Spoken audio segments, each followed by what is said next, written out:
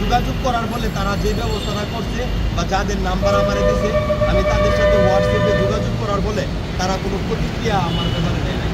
তারা একজন হচ্ছে আতাবুল ভাই নামে যে লোক, উনি আমারে সহযোগিতা করছে, উনি ডাক্তারদের নাম্বার দিয়েছে, ডাক্তাররা আমারে পরবর্তীতে দেখা করতে বলছে।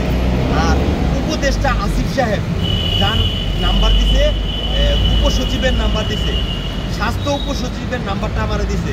স্বাস্থ্য উপসচিব বলছে যে আপনি ঢাকা মেডিকেল কলেজে যায় চিকিৎসা নেন, যদি কোনো সমস্যা হয় আমার জানেন। আমি চিকিৎসা নিতে গেছি, উপসচিবের কথা বলে যে ওনার লোকে ওনার থেকে রেফারেন্স দেয়, আমি ওনারা কোথায় বলবো রেফারেন্স আমার।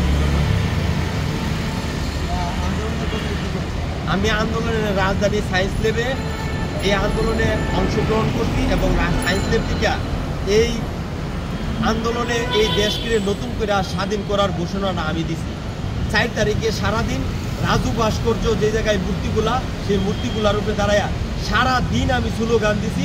বিকালবেলা 4টা বাজে আমি স্লোগান দিতে দিতে অসুস্থ হয়ে গেলে সেখানে আন্দোলনরত ঢাকা বিশ্ববিদ্যালয়ের শিক্ষার্থীরা আমার মাথার মধ্যে বোতলজাত পানি দিয়ে আবার আমারে সুস্থ করে।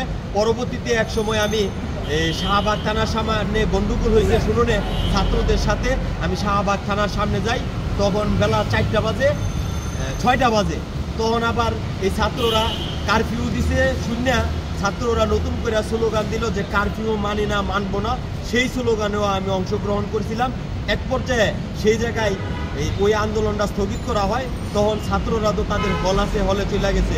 আমি ব্রাহ্মণবাড়িয়া থেকে তো ইচ্ছা করলেও অপরিচিত জায়গায় একটা হলে ঢুকতে পারলাম, তাই আমি নিউ মার্কেটের দিকে একটা রিক্সার মধ্যে বইয়া চলে যেতেছিলাম। আমার গায়ে একটা গেঞ্জি ছিল, যে গেঞ্জিটার মধ্যে লেখা ছিল খুনের বিচার খুনির কাছে, খুনি হাসিনার পতন চাই। এই গেঞ্জিটা আওয়ামী লীগপন্থী কিছু লোক দেখা আমার উপর অতর্কিতভাবে হামলা চালায়। যে হামলায় আমি আহত হই, সেটার চিকিৎসার জন্য আমি এই অন্তর্বর্তীকালীন সরকারের দ্বারস্থ হইতে চাইছিলাম। কিন্তু এই অন্তর্বর্তীকালীন সরকার আমাদের আত্মত্যাগের বিনিময়ে তারা উপদেষ্টা হয়েছে, কিন্তু আমাদের কোনো খোঁজখবর দিতেছে। আমি চাচ্ছি আমার চিকিৎসাটা আল্লাহর হস্তে একটু ফ্রি করে দেয়, তাইলে আমি বাঁচি। আমার কোনো মানে যে অর্থ সহায়তা বা আমার কোনো অন্য কোনো দাবি তাদের কাছে নাই। আমার শুধু একটাই দাবি, আমি গরিব করে ছেলে, আমি কৃষক, আমার বাবা মা না করছিল, তারপরে আমি আসছি, আর তারপরে আমি ক্ষতিগ্রস্ত হয়েছি। আমার একটু ইচ্ছা করলে তো এই যে ঢাকা মেডিকেল কলেজে যে মহাপরিচালক বসাইছে, উনি তো একটা অমানবিক লোক। উনি এত বড় একটা মহাপরিচালক, উনি তো একটা মহাপরিচালকের কাছে ইচ্ছা করলে কিন্তু যে কেউ যাইতে পারে না, তার সামনে কিন্তু বহুত লোক থাকে। এতগুলা লোক ওভারটেক করে তার কাছে যাওয়ার বলে তিনি তো ইচ্ছা করলে একটা রিকুইজিশন দেওয়া দিতে পারতো যে ছেলেটা এই পরীক্ষাটা করে দেবো। এইরকম অমানবিক লোক ঢাকা মেডিকেল কলেজে থাকলে কখনো এই জায়গায় মানবিক কাজ হইতে পারে না। আর ঢাকা মেডিকেল কলেজ একটা মানবিক জায়গা, যেখানে মানুষ আহত হইয়া অসুস্থ হইয়া সেবার জন্য যায়। এই জায়গায় অমানবিক লোক দ্বারা কি সেবাটা হইতে পারে, এই অন্তর্বর্তীকালীন সরকারের কাছে আমার একটা প্রশ্ন।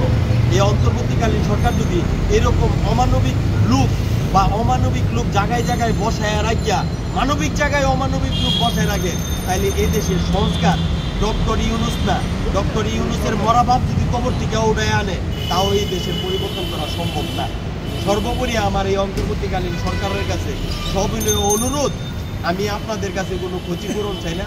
আল্লাহর হস্তে বাংলাদেশের জনগণের ব্যাংকের ট্যাক্সের টাকায় আপনারা হসপিটাল করছেন, এই হসপিটালে আমার একটু ফ্রি চিকিৎসার ব্যবস্থা করে দেন। আমরা দেখতে পাচ্ছি যে আপনি স্যালাইন নিয়ে, আমি অলরেডি খাওয়া দাওয়া করতে পারি না, ইনজুরি হওয়ার পরে কিছু খাইলেই অল টাইম ঘুমিয়ে আসে। আর ইনজেকশন দেওয়ার ফলে ব্যথাটা কমা থাকে, যখন ব্যথাটা বাড়ে তখন আর আমার হুঁশজ্ঞান থাকে না, আমি মারে মারে করে চিল্লাই। আমার অলরেডি 4-5 দিন ধরে কসম আমি এক ফুটাও চোখ লাগাইতে পারি না। এখনও আমি না ঘুম, আজকে সারা রাত আমি না ঘুম, তার আগের রাত আমি না ঘুম। মোট কথা আমি 4-5 দিন একেবারে না ঘুম। এই না ঘুমানো একটা রোগ নিয়ে আমার হয়েছে, আমি একটু পুরা ভয়ে আছি যে আমার নিয়ে এটা থেকে একটা না ঘুমানো রোগ হয়েছে বা মানসিক রোগ হয়েছে। পরিবার কেমন?